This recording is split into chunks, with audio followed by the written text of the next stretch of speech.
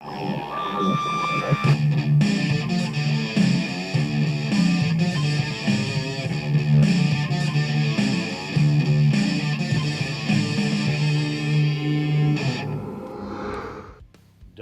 incantations, ominous signs, evil creatures, psychos outside your door, the dead coming back to life, the stuff of nightmares. But for horror hounds and metalheads, it's the stuff that helps us get up in the morning and fall asleep at night.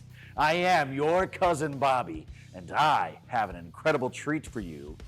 Tonight, we'll be screening the Bela Lugosi classic White Zombie and interviewing the great Olathe, one of the best bands in Cleveland.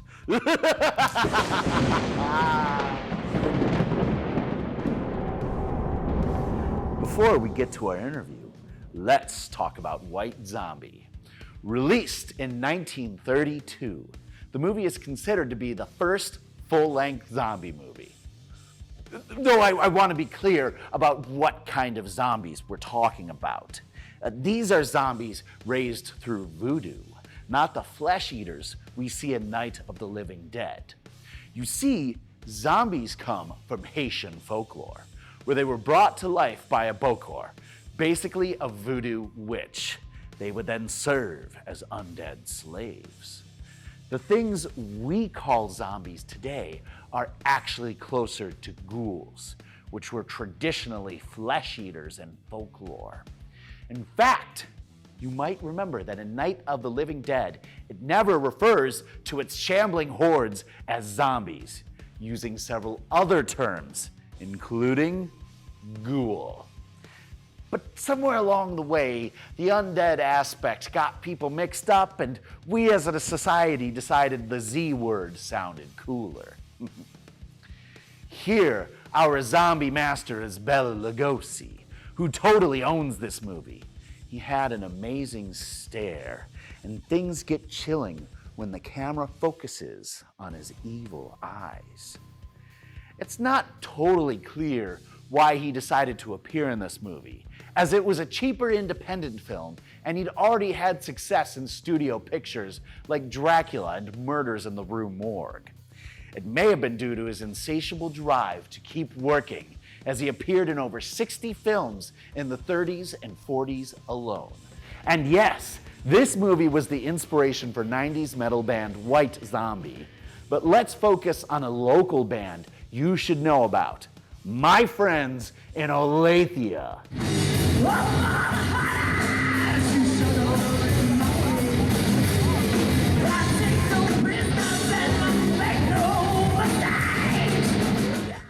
I interviewed Olathe singer Chris Emig last year in our Spider Baby episode. Now, since that interview, they've started work on their third album and have added a couple of new members. So I've decided to follow up with Chris and see how the band has been doing. Let's head over to Olathe's rehearsal space before we start the movie. We're here at Olathe's rehearsal space as they prepare to shoot a video of their cover of Savage's Believe. Right now, I'm interviewing Chris Emig, lead singer of Olathe. Chris, welcome to the Dead Zone. Thank you, Cousin Bobby. I'm excited to be here with all the awesomeness and evilness and all the craziness that's going to ensue today. So, Chris, we had a great interview last year, and on that show, we already kind of talked about Olathe's origins. So since it's been about a year and there's been some changes, why don't you walk us through Olathe's evolution and what you all are working on now? I would love to do that, Cousin Bobby. So Olathe at the present time consists of myself on vocals, Terry the Bull Johnson on bass.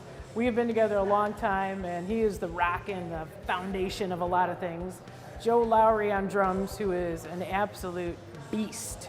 And then Dylan Andrus on guitar. So we're writing as a four-piece. Live, we'll have another guitarist to fill out those dual leads and harmonies that we like so much.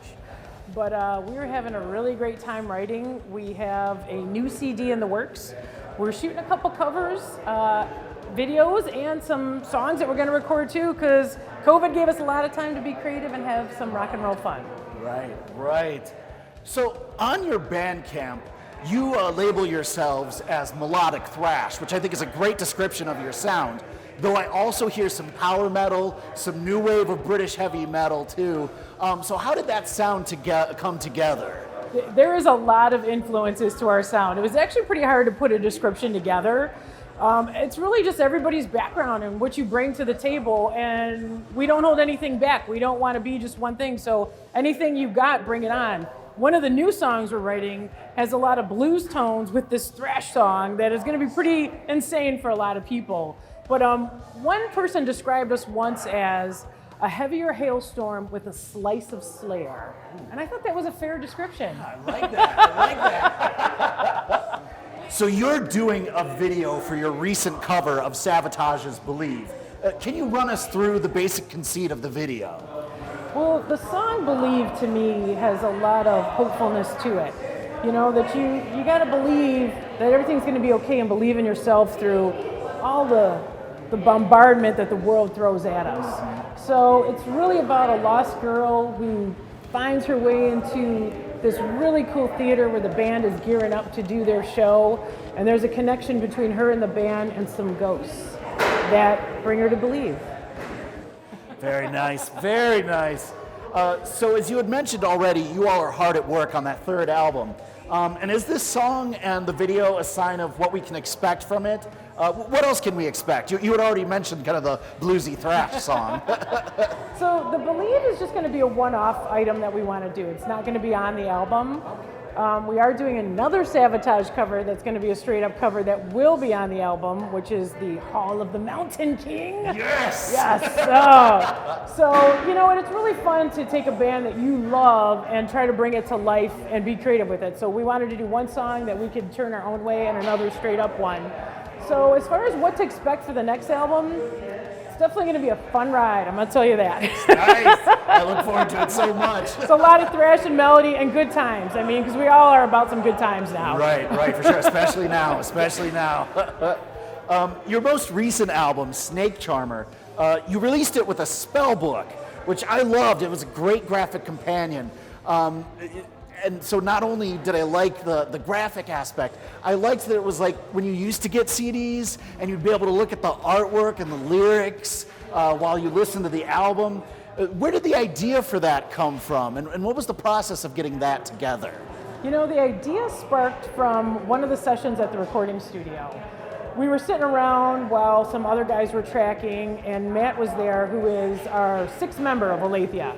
He's our graphic artist, he's our friend, he's a great person to bounce ideas back and forth on, and he helps with anything. Like right now I think he's hauling some really heavy stuff for this setup, but he's great dude.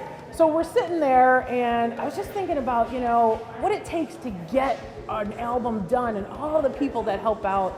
And I was like, you know what, it really sucks that we're gonna do a CD and there's gonna be a little thumbnail picture of people on there. I'm like, why don't we do something else? I go, I remember my sisters like having these tour books from when they went to the concerts in the 70s and 80s. I go, why don't we do a tour book, but like make it a tour of the album, then we can really include all the people that helped make this happen. So we took a beer carton, and he's like, what are you talking about? I go, I'm gonna make you one, you know? So I made like this little concept thing, and I'm like, we'll do this. And Matt's like, I'm in. I'm like, you don't even know what he goes, no, I'm in, you know? Nice. So Matt really gets a ton of credit for the concepts, and I love working with creative people that, you know, hey, here's our goal and here's our focus, but do your thing. I don't wanna, you know, clip anybody's wings. You should be able to bring your creativity to it as well. And he did in spades, and we also got to work with an artist in Spain who did the cover artwork in the back and then the Medusa picture that I'm in. And man, you know, one thing I gotta tell you, Cousin Bobby, that you know, we just did this because we wanted to make something that we would enjoy and to recognize all the people that helped us. I mean, there's big pictures, big descriptions of that, but people who have gotten that across the board have contacted us and said, you know, when I got this in the music, I sat down and I listened to the whole thing from front to end and went through the spell book, which really floored me because in this day and age, you know, it's a lot of change and this and that. Here's the hit, here's the miss. And I really appreciated that people we're able to become a part of it, you know, and dig it. So thanks for asking about that, man. Awesome. So kind of going along that thread of like, you know, being part of a community of creatives and everything, what do you like about Cleveland's metal scene? What are some of the bands that inspire you, local bands that inspire you? Cleveland is amazing. I always call it like the heavy metal Nashville. We have a great support system with all of our college radio, all of the clubs that you can play of all different genres, not just metal. There's a lot of things happening, and once COVID is up, it's really going to be happening again. But my favorite Cleveland bands, you know, I love a lot of the bands that are like the new wave of British heavy metal. But I'm a big death metal girl too. I like a lot of those things as well. And I'm always partial to seeing all my friends and who get out there and like have such good energy. So, you know, our drummer Joe, he also plays in Nunslaughter, and they're a crazy band. Yes. So good. And then we have Midnight that's from Cleveland. That's some really amazing musicians as well. And then there was a band, you know, maybe they'll come out of the woodwork again. I hope Dead Iron, that I always liked. Right.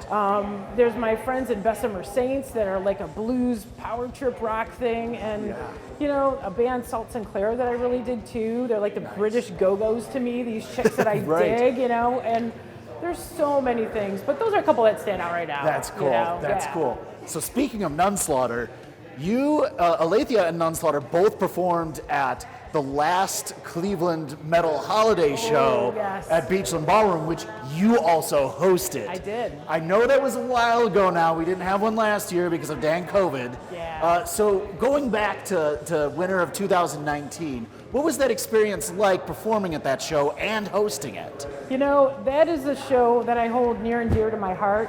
I've been a part of it since its inception with Bill Peters of WJCU, who is a pillar of heavy metal in the community and also of giving back.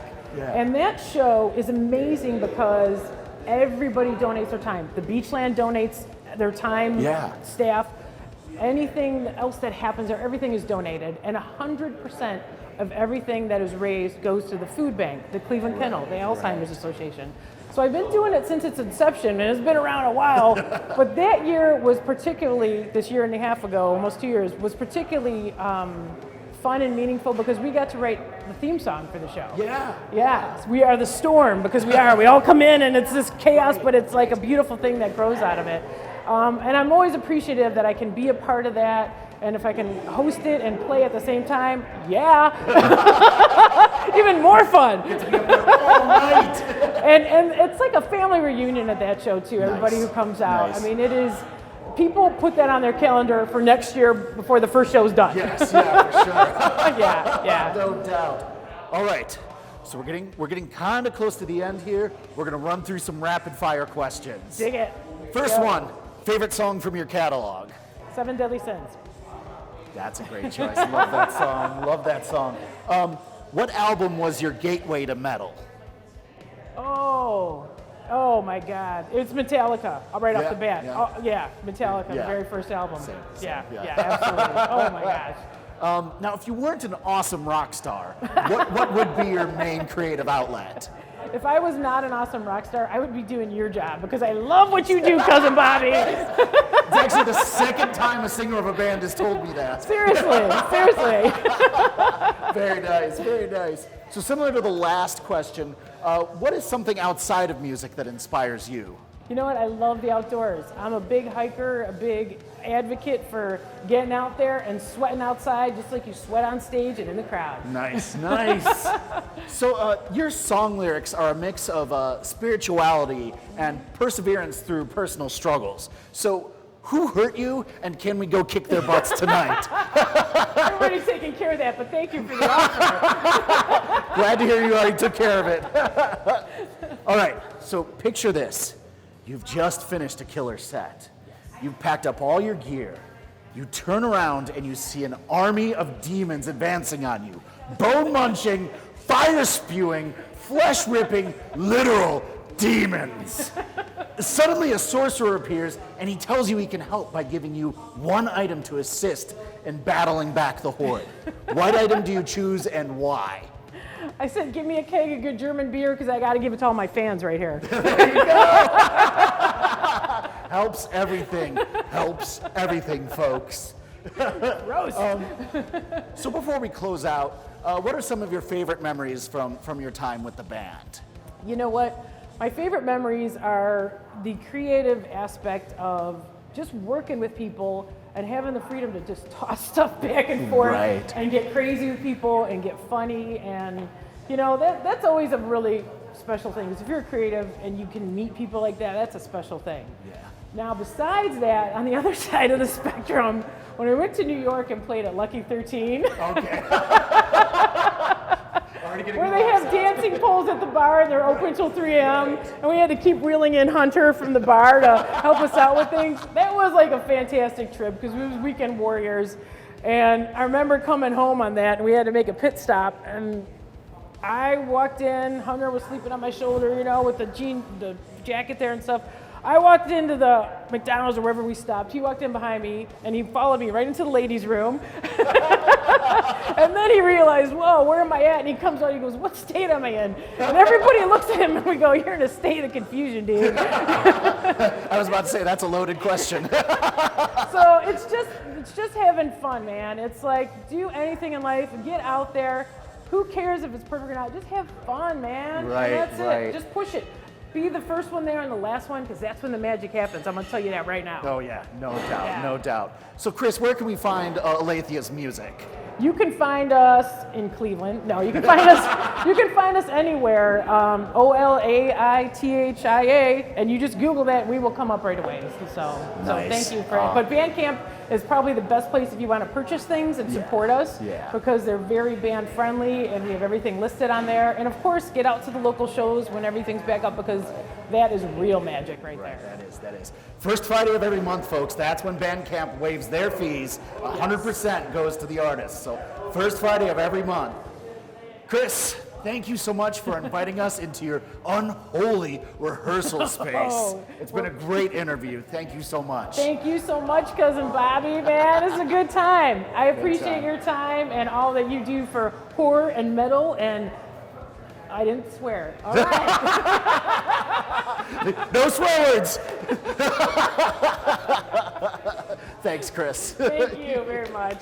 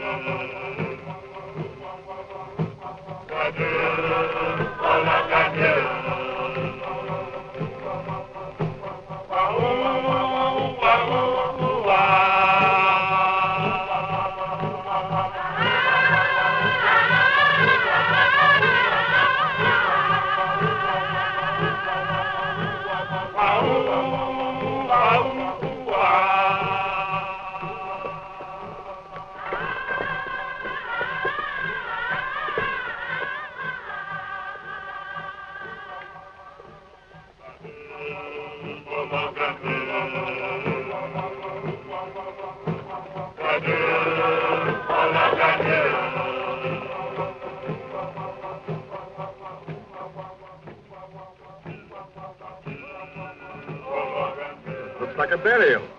In the road? Driver, what is it? It's a funeral, mademoiselle. They're afraid of the men who steal dead bodies.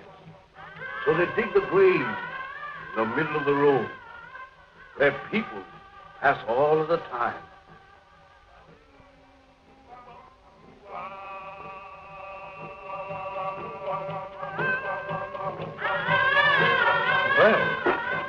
a cheerful introduction for you to our West Indies.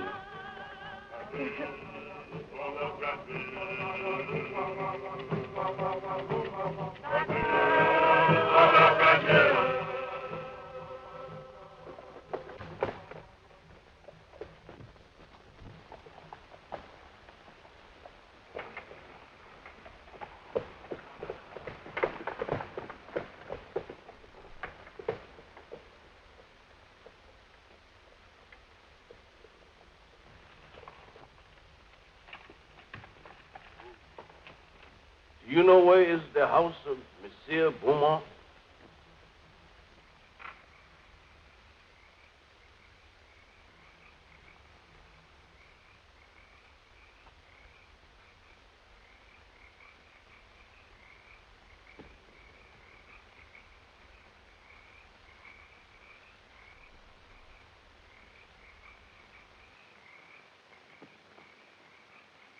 Zombie! Allez vite! Allez!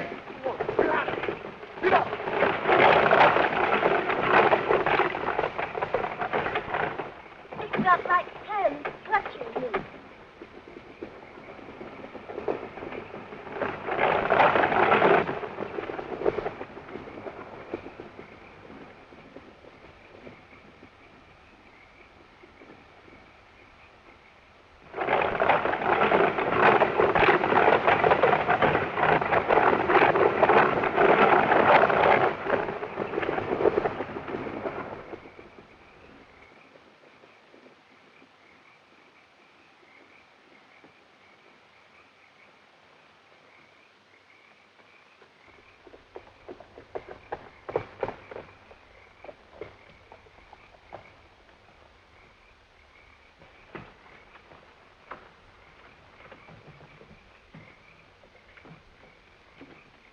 Why did you drive like that, you fool? We might have been killed.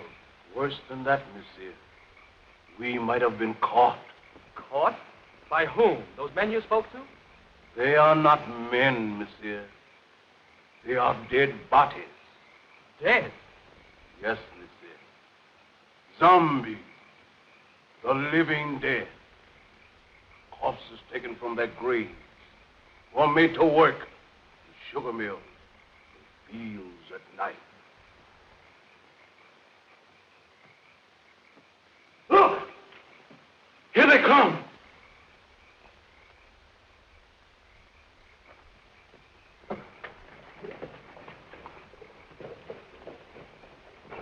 Look. Look.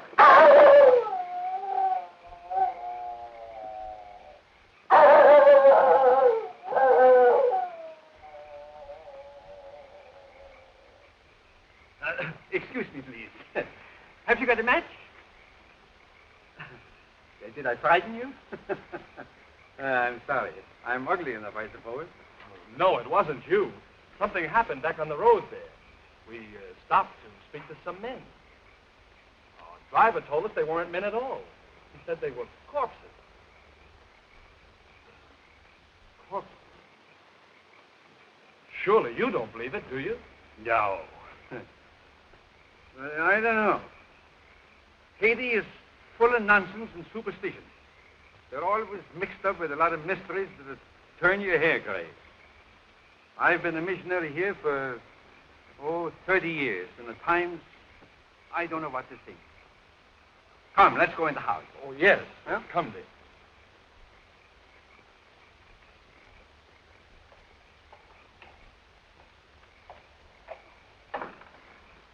Is Mr. Beaumont in? You're expected, Dr. Bruner. Yes, I've been sent for to marry someone. Maybe. Oh, yes, excuse me.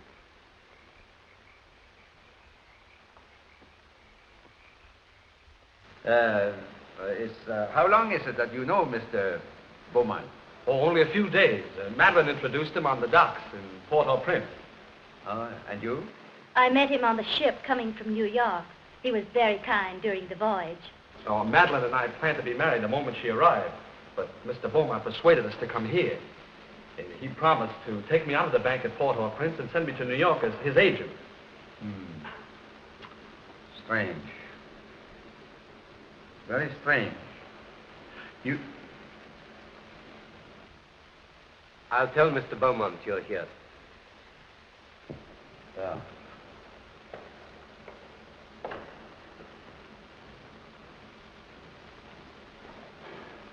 It's all right, isn't it, Doctor?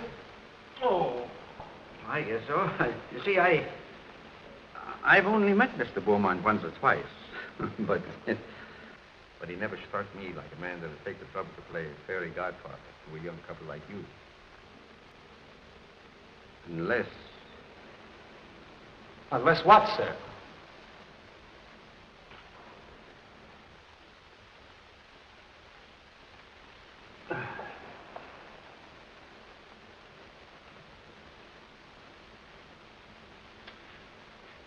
I suppose you'll think I'm a meddling old fool, but... You know, I'd feel a good deal better if you'd clear out of this place after you're married and have nothing more to do with Mr. Beaumont. The young people have arrived, sir, and Dr. Brunner. They're waiting in the reception hall. Show them to their room and tell them I'm out. Yes. No, wait. Perhaps I'd better see them. It might look odd if I didn't. Very odd, sir.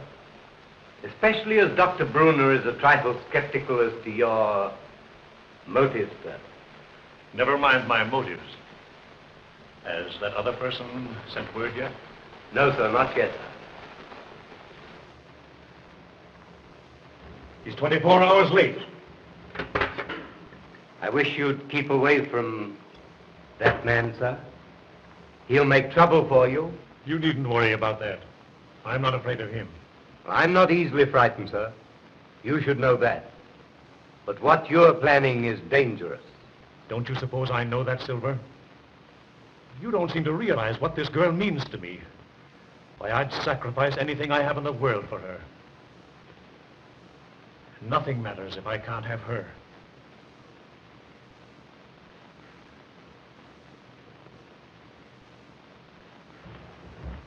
I think you like Haiti. Most people that... Oh, Madeline, I'm delighted to see you. Neil, you're more than welcome. Thank you, sir. Doctor, it was very kind of you to come. I know what a busy man you are. No, not at all. There's a native family live out here that I've been trying to see for a long time. After this young couple are safely married, I leave. But surely you'll stay for dinner after the ceremony. No, I must run along. Well, that's a great pity. We had something very special prepared for this occasion. It was very good of you, Madeline, to humor the whim of a lonely man. There was so little time to prepare. I couldn't do half the things I wanted to for you. You've done more than enough already, Mr. Beaumont, for a comparison, giving Neil a position in the state. Neil? Yes, indeed. Oh, yes, of course. I'm sure Neil will make a very good agent. But you must be tired after your drive. You'll get some rest. Silver! Silver will show you to your rooms. This way, please.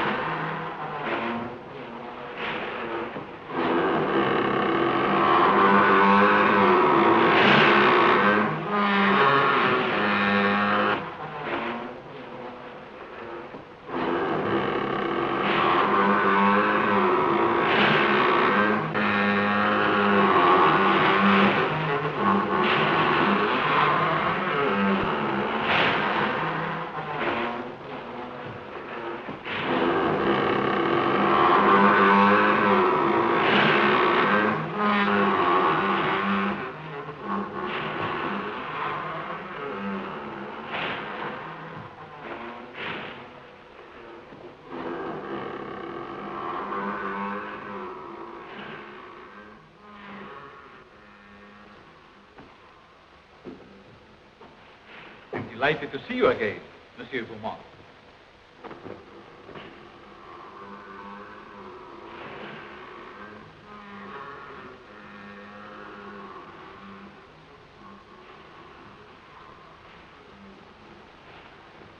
Please. Please.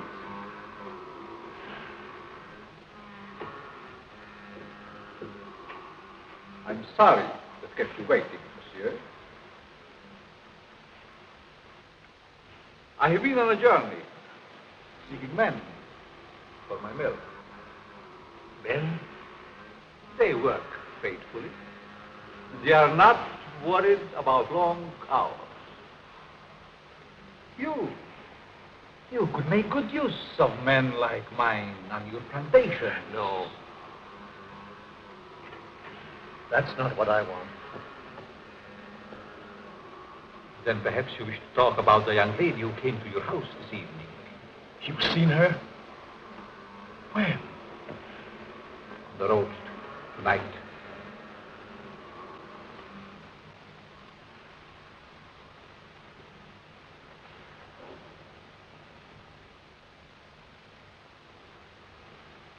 There was a young man with her. They're to be married tonight. You've waited too long to do anything. What do you want me to do? If she were to disappear for a month, What do you hope to gain by her disappearance? everything. Everything. Do you think she will forget her lover in a month? Just give me a month. One little month. Not in a month. Not even a year, monsieur.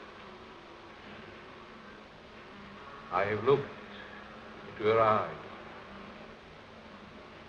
She is deep in love. But not with you.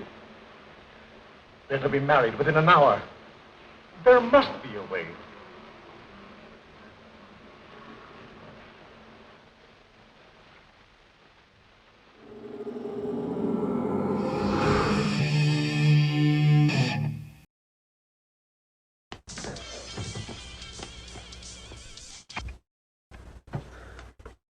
It's yours? No, Your mother said she found it in your closet.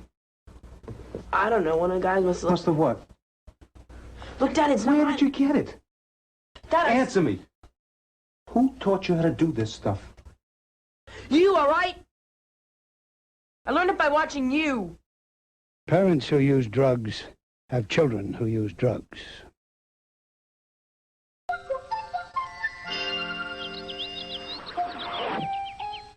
Superman, man, am I glad to see you.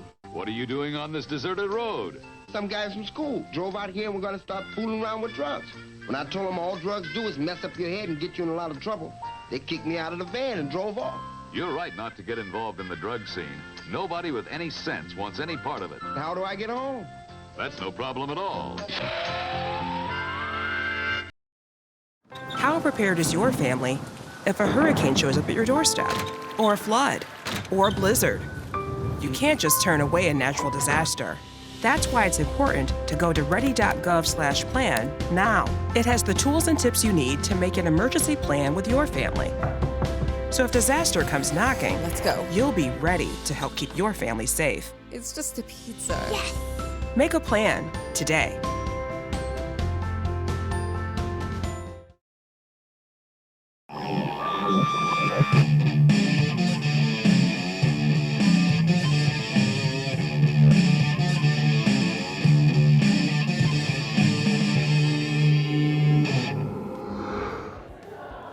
I'm here with local effects wizard Ron George to talk about him and his makeup work on this video. Ron, welcome to the Dead Zone. Thanks for having me. No problem. So, what makeup work are you doing for this video? Mainly, there's a scene towards the end where there's a rose, and one of the thorns on the rose is gonna cut the finger, and we're gonna have like a trickle of blood running down the hand. Down the finger. Very nice. We haven't tested that yet. We're going to figure out the best way that's going to look. Right. So just in general, how do you make your blood? Well, I have done it two different ways. Mainly what I call throwaway blood. Like if you're going to pool it on the ground or whatever, I will use corn syrup, red dye number 40, and blue food coloring. And I mix it in a jug, an empty jug of like Arizona tea, you know, because it's got a nice handle on it. Yeah. You know? I've also used dishwashing laundry detergent, yeah. Okay. And the same thing, red dye number 40 and blue food coloring. Nice. So you've worked on several music videos as well as numerous short films and feature films. How does doing work on a music video kind of compare to doing regular film? Music video is more rewarding because it's quicker turnaround. So if you do a film, a short film, you probably film in for 7 days roughly. Then they edit, they put it through the film festival. You know, you'll maybe see a premiere and then you'll be able to see it again a year later. Feature, maybe 22 days, even longer. If it gets distribution, I can't post any pictures, can't do anything until the DVD's been out roughly 6 months. Right. Especially because it's all the kill scenes and the gore and stuff, and they don't want to give that away. Right, no doubt, no doubt. So since you're a fellow horror hound, what are some of the scariest music videos you've ever seen? I don't know, as far as scary is tougher, I like more of the gore and bloody stuff. Okay. So special effects wise, I guess, Slayer, the last 4 videos that they did were amazing. Yes, no doubt, no doubt at I think there's a Cannibal Corpse or Dying Fetus, one of those bands put out a really brutal video too. My buddy Noah showed it to me and when we were recording one day. Nice. So Ron, where can people find you and your work? Mainly, I post all my makeup stuff on Instagram. So it's Ron George, SPFX artist, I believe is what it is. Great. Well, Ron, thank you so much for your time today. Thanks for having me. Oh, no problem.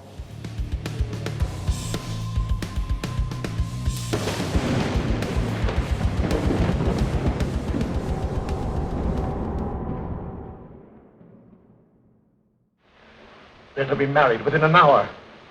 There must be a way.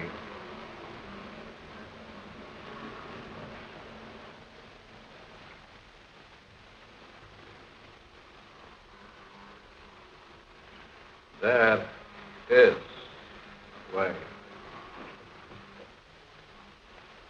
The cost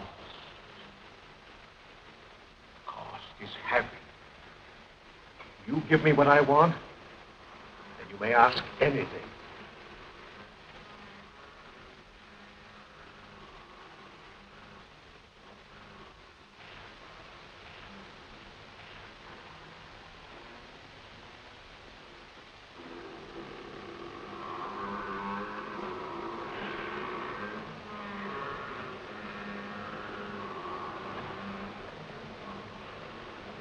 No. Not that.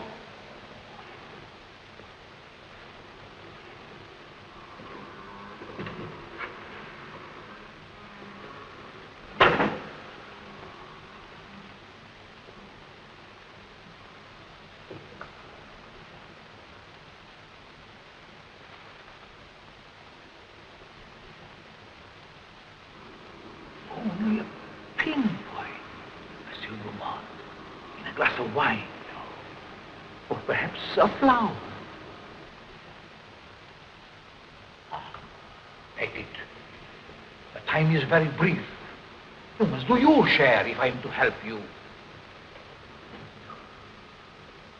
Keep it, monsieur. Keep it. You may change your mind.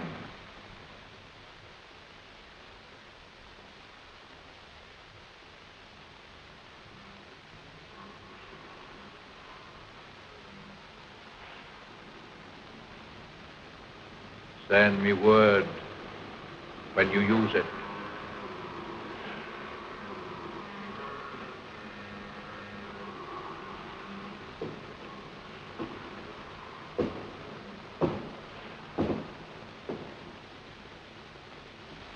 I'll find another way.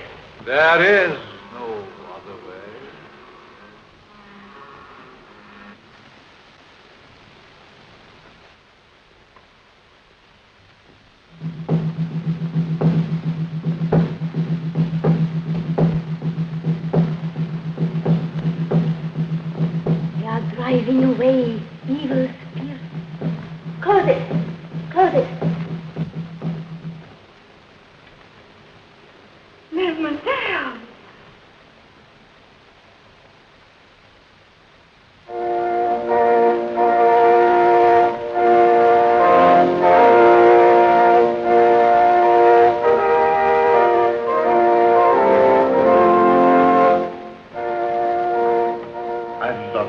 more than anything else in this whole world, dear. Heaven or hell lies a mystical going for me. You can raise me up to paradise, or you can blast my world into nothingness. There's time even yet, dear. I can make you the envy of every woman. I'd give my life to make you happy. Oh, listen to me, dear, before it's too late. Don't. Please. Don't go into that room. We can be in Port-au-Prince in half an hour. There's a boat sailing at midnight. You've been so wonderful. Don't spoil everything now. One last gift before I lose you forever.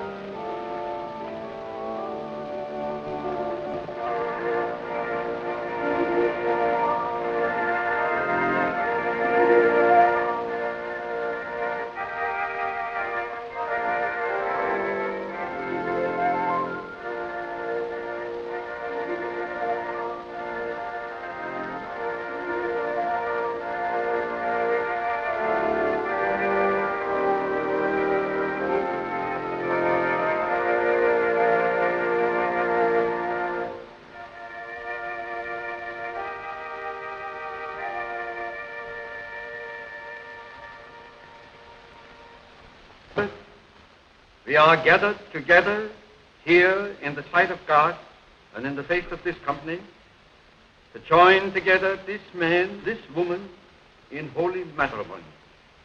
Stay.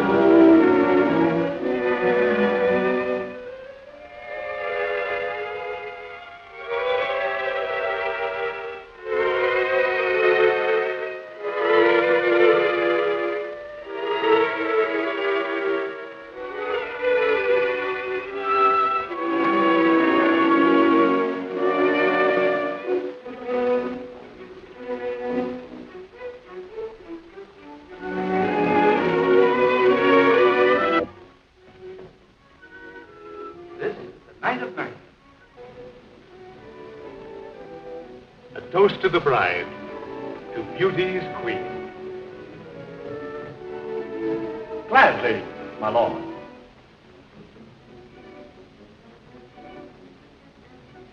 Leave but a kiss within the glass. Fair gypsy, lead my fortune.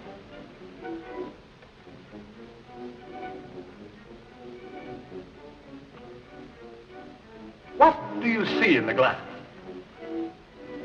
I see happiness. I see love. Far more than you deserve. Is that all? No. I see.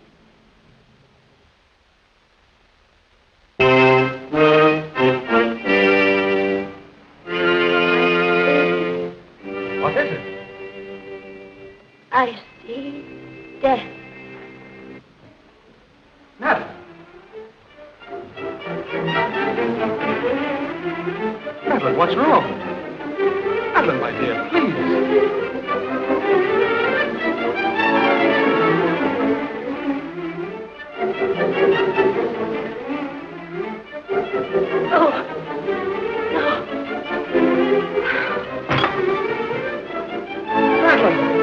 Madeline!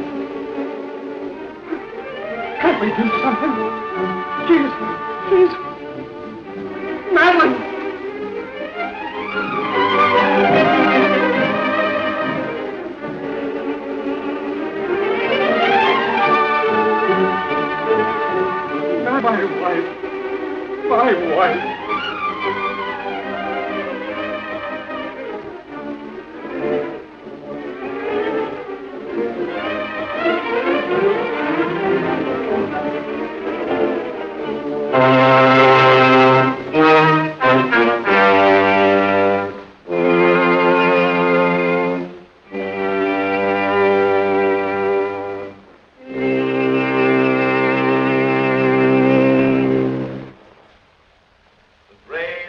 our Lord and Savior, and the love of God, and the fellowship of his angels be with us evermore. Amen.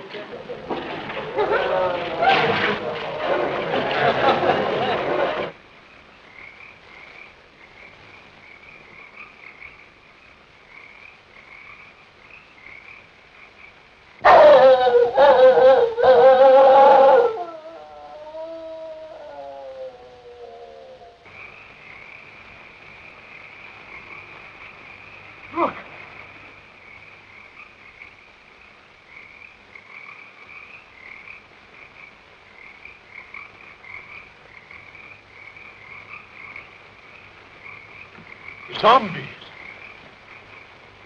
Yes. They are my servants. Did you think we could do it alone? In their lifetime, they were my enemies. Ago, the witch doctor. Once my master. Secrets I tortured out of him. Bangerda, the swine, swollen with riches. He fought against my spells until the last. Him, yes, I have troubled times. His Excellency Richard, once Minister of the Interior. Garcia, Brigand Chief. Marquis, Captain of Gendarmerie. And this is Chauvin, the High Executioner, who almost executed me.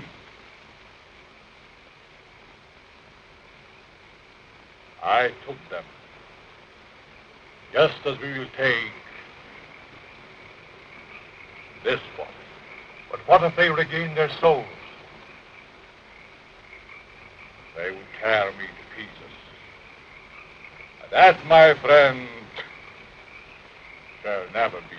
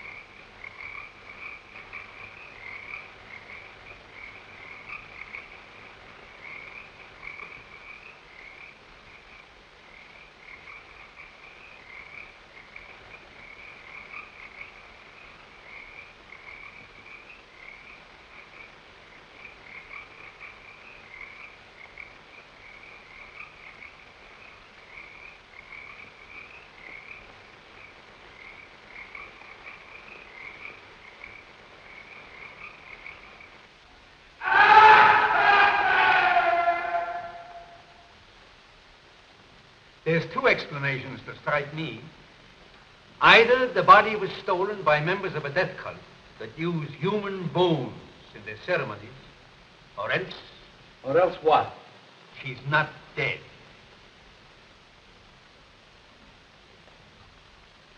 Not dead? Are you mad? I saw her die. The doctor signed the certificate. I saw them bury her. Now, wait a minute. Wait a minute. I'm not mad. But I've lived in these islands for a good many years. And I've seen things with my eyes that made me think I was crazy. There's superstitions in Haiti that the natives brought here from Africa. Some of them can be traced back as far as ancient Egypt. And beyond that yet, in the countries that was old when Egypt was young. Yes, but what has that to do with Madeline? I kissed her as she lay there in the coffin. And her lips were cold.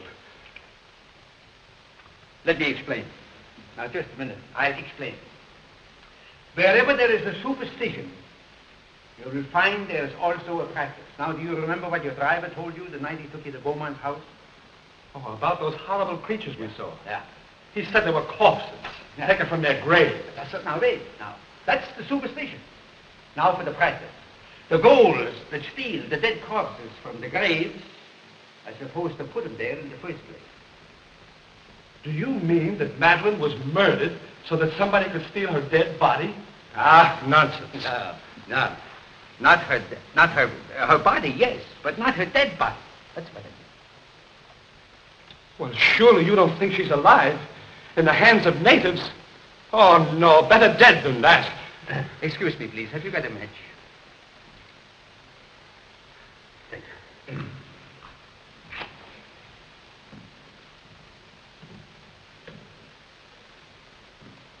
You don't believe that, do you? Say, there's been lots of people that's been pronounced dead that came alive again and lived for years. Now, if nature can play pranks like that, why isn't it possible to play pranks with nature? Oh, I don't know. Your driver believed he saw dead men walking. He didn't. What he saw was men alive in everything but this and this. Oh, the whole thing has me confused. I just can't understand it. I don't blame you. I don't blame you. I've been trying for years to get to the bottom of this thing. To separate what you call fact from fiction. The law of Haiti acknowledges the possibility of being buried alive. Here it is in the penal code. I'll read it for you. It's in French. Do you speak French? No. Excuse me, please. Have you got a match? Right here. Here's one. Oh, thank you. I didn't see it.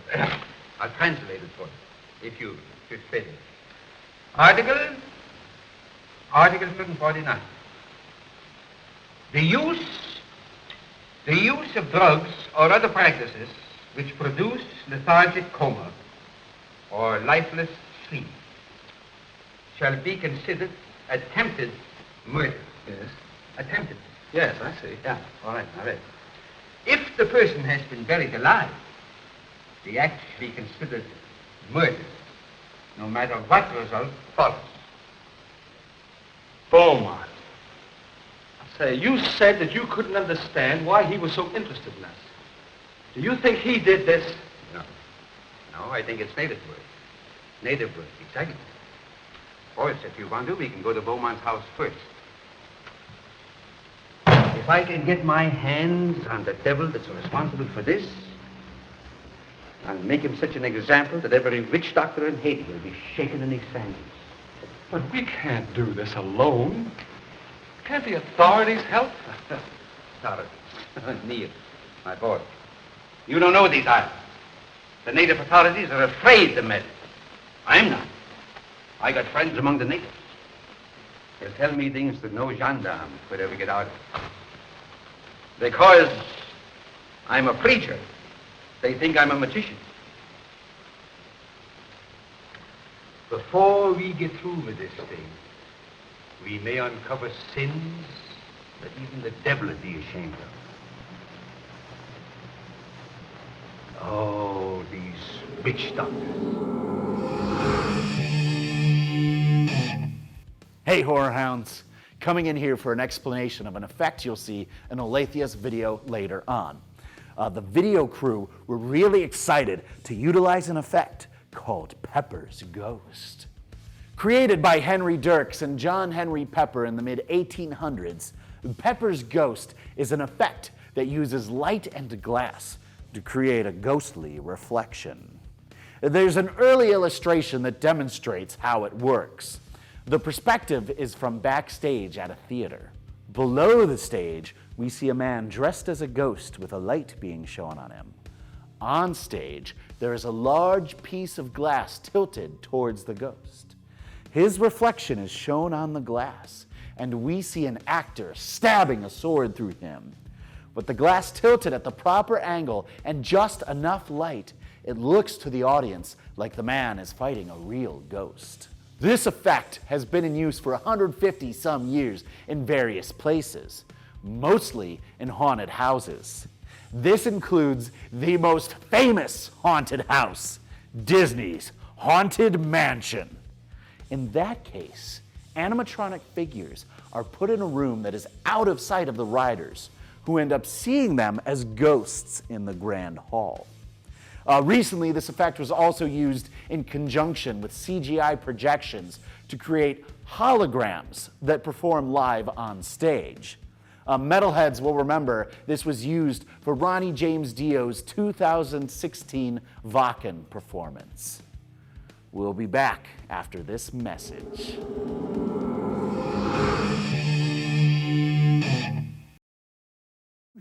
Help Woody spread the word.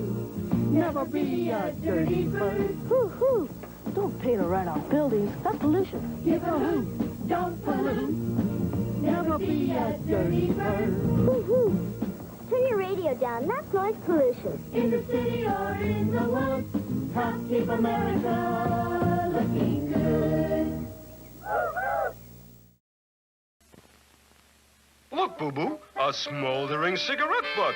Our good friend Smokey the Bear will be glad I stamped this one out. Ouch! Ouch! Ouch! O-U-C-H! Ouch! Why do people smoke, Yogi? According to statistics, they'd be better off if they didn't. Why don't they quit then, Yogi? It's not easy to quit smoking, Boob. Most of today's smokers started as teenagers, before the dangers of cigarette smoking were known. The kids thought smoking made them look grown up. And now they can't quit, eh, Yogi? They can quit, but it isn't easy. Like that man over there. He'd like to quit. He doesn't enjoy smoking, but he's hooked on the cigarette habit. Does anyone ever quit, Yogi? It takes willpower. A lot of people have quit, but the best way is not to ever start smoking. Then you won't end up like that man, smoking cigarette after cigarette and coughing his fool head off. What you doing, Yogi? Protecting myself from the sun. I'm smarter than the average bear. Ouch! I'll help you, Yogi. Like how, boo-boo? Use sunblock SPF 15 or more on your face. Check. Your chest, back, and arms, too. Check. And cover yourself. Double check. Wear a hat and sunglasses. Now I'm a shining example of how to beat the sun's rays. So remember, wear a squirt and a shirt so the sun won't hurt. Yay!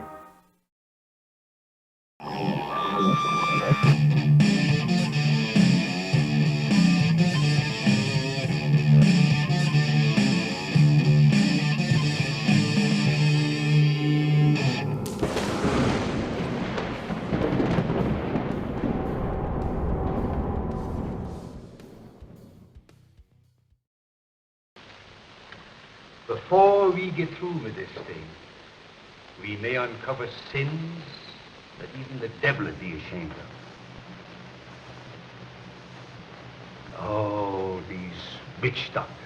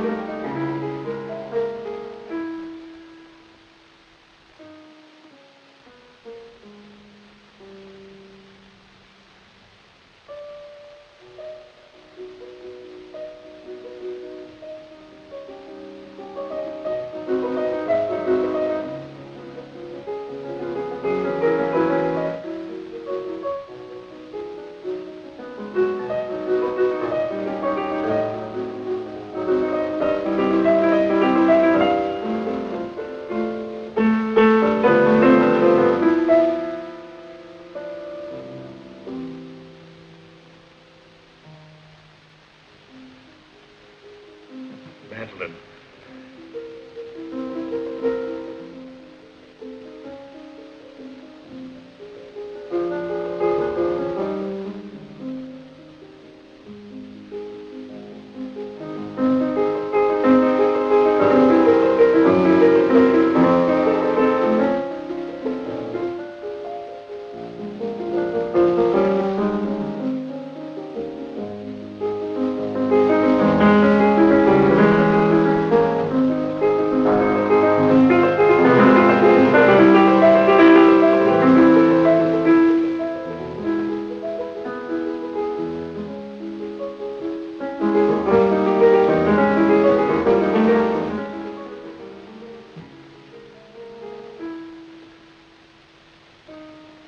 Foolish things. They can't bring back the light to those eyes. I was mad to do this. But if you'd have smiled on me, I'd have done anything for you, given you anything. I thought that beauty alone would satisfy. But the soul is gone. I can't bear those empty, staring eyes. Oh, forgive me, Madeline, forgive me. I can't bear it any longer. I must take you back. Back to the grave, monsieur? No. You must put the light back into her eyes and bring laughter to her lips. She must be gay and happy again. You paint a charming picture, monsieur. One that I should like to see myself.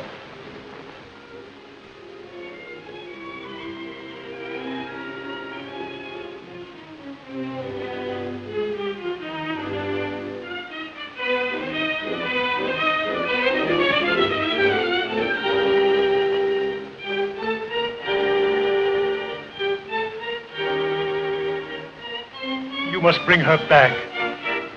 Aren't you a trifle afraid, monsieur? How do you suppose those eyes will regard you when the brain is able to understand?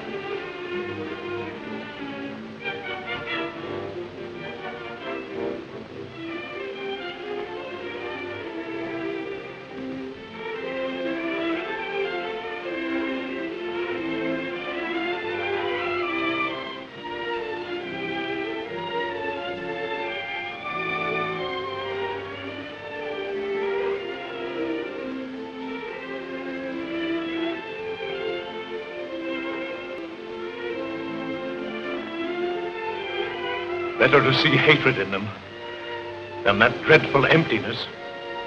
Perhaps you're right. It would be a pity to destroy such a lovely flower.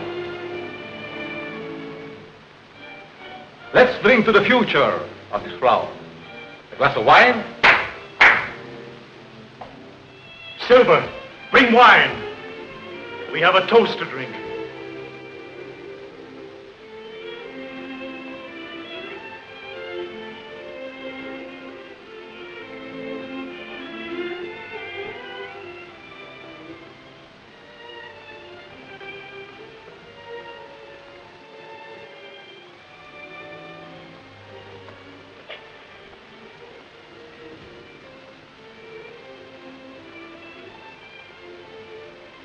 To the future, monsieur.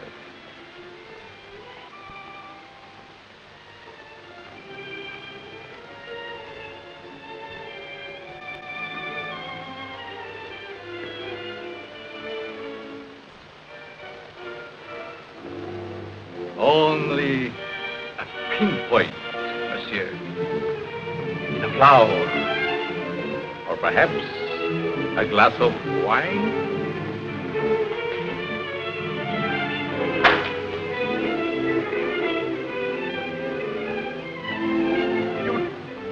What are you trying to do to me? I have other plans for mademoiselle. I'm afraid you might not agree.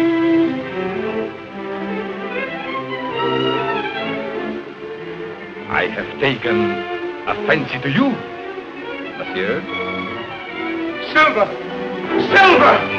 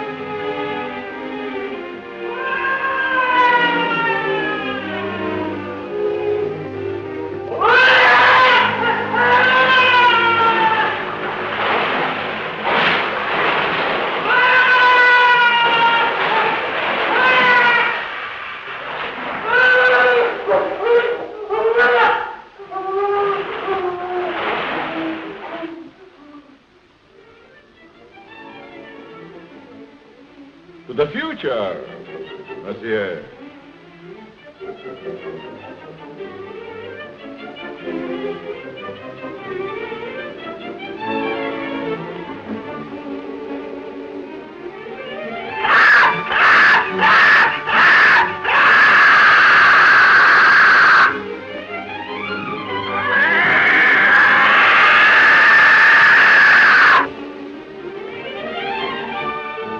Vulture.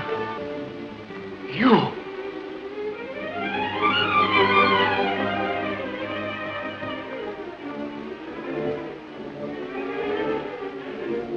No! Not that! Not that!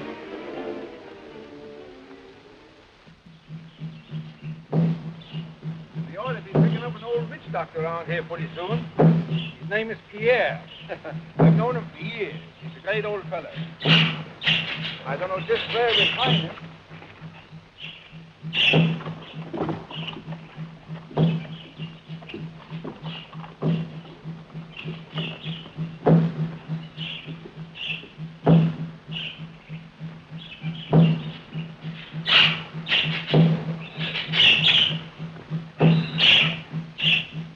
Come, son. There are evil spirits in the road. I will give you an awanga. And here is one for the ox.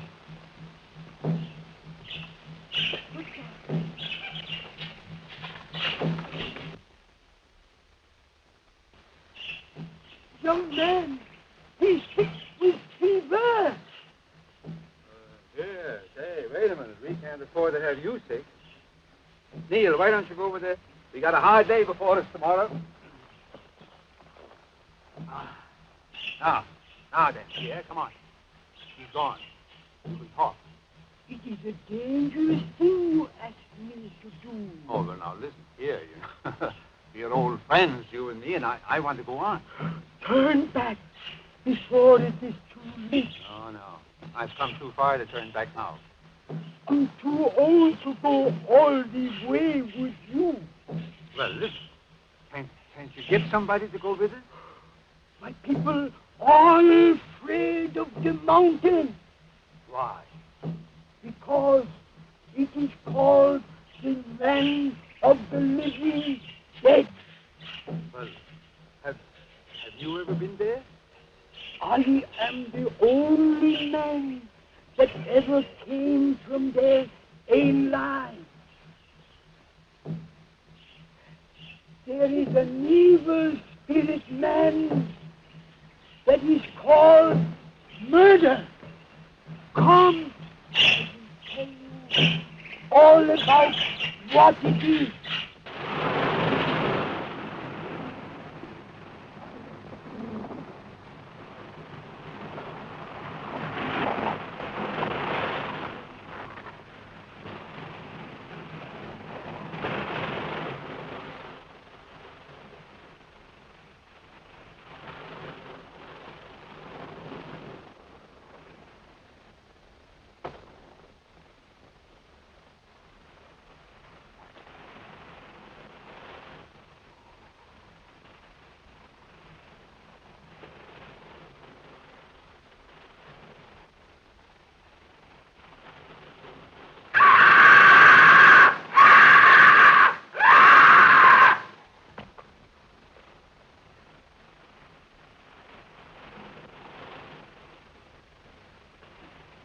vultures.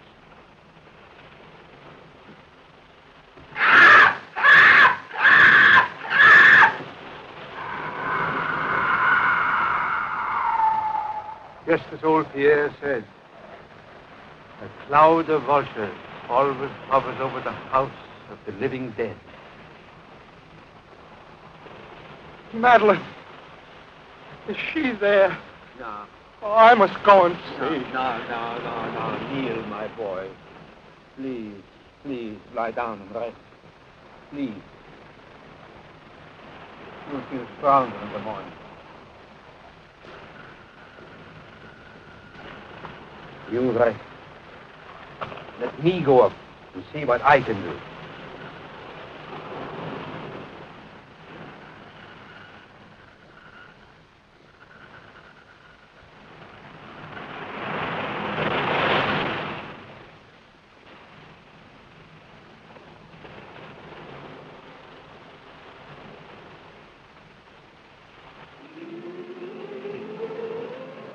Why is she so restless tonight? Perhaps she remembers something. They never remember anything when they are like that. No? Because he's cut off.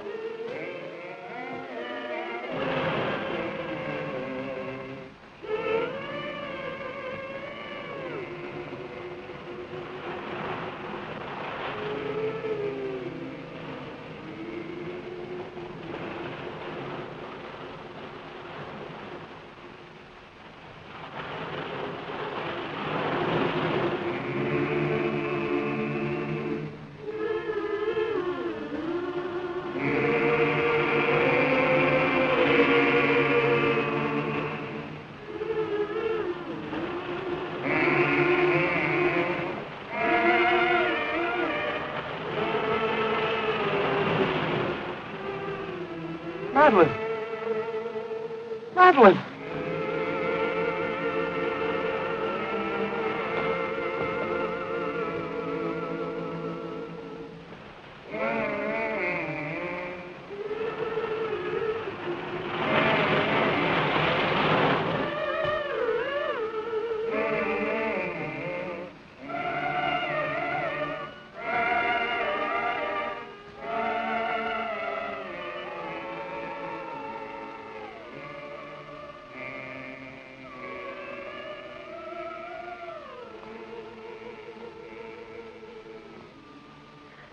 No.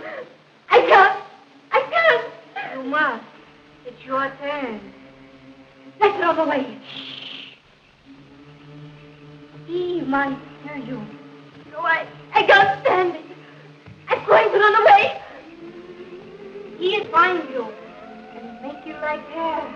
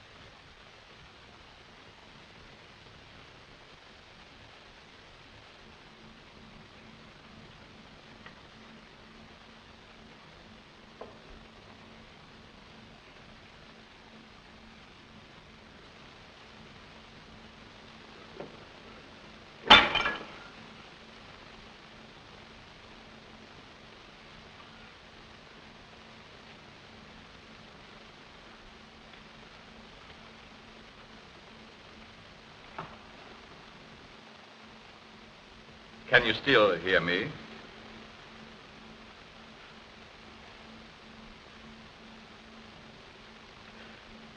It is unfortunate you are no longer able to speak.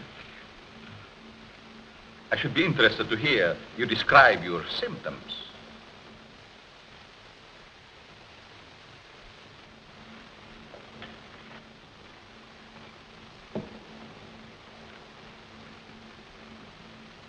see, you are the first man to know what is happening.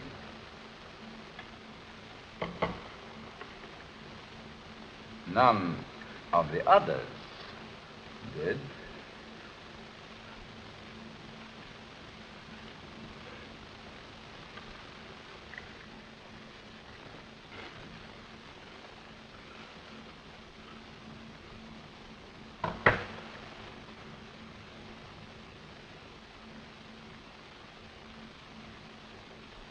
You refused to shake hands once.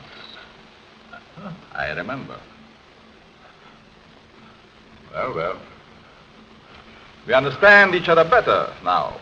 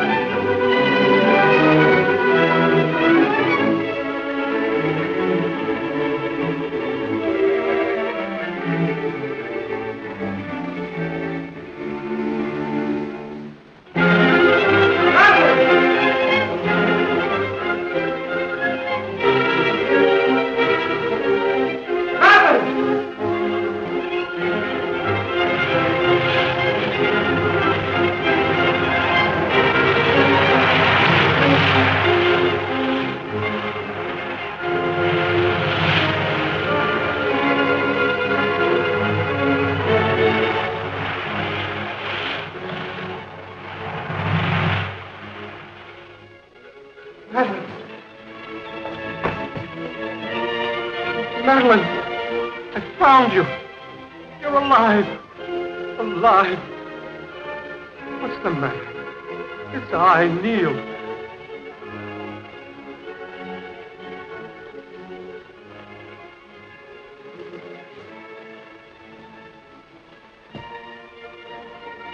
Oh, my darling. What have they done to you?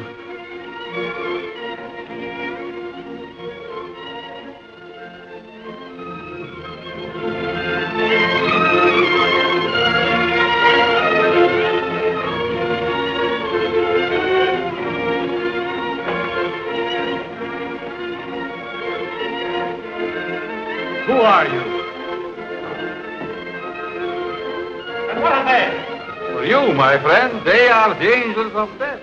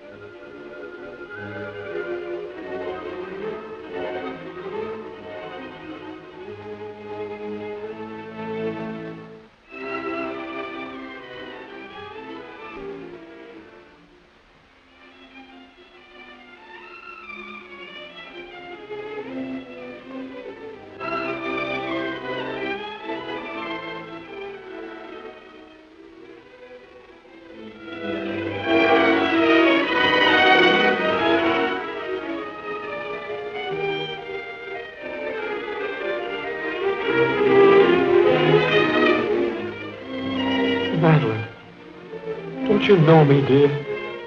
It's Neil. I could swear. For a moment she recognized you. Come on, don't let him get away.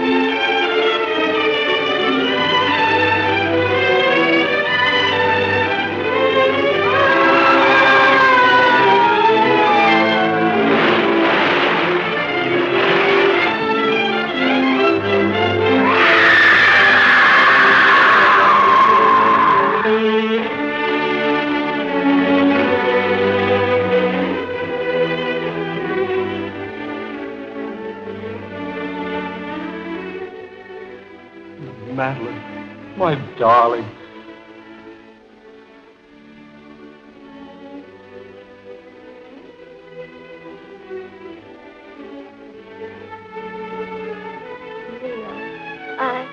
I dreamed.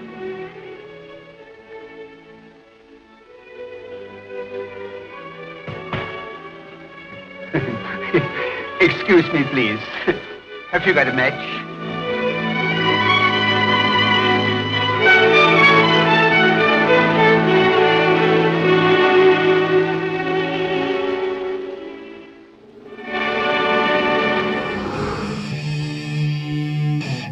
Remember to email me at cousinbobby216@gmail.com and to follow me on Twitter, Instagram, and Letterboxd at cousinbobby216.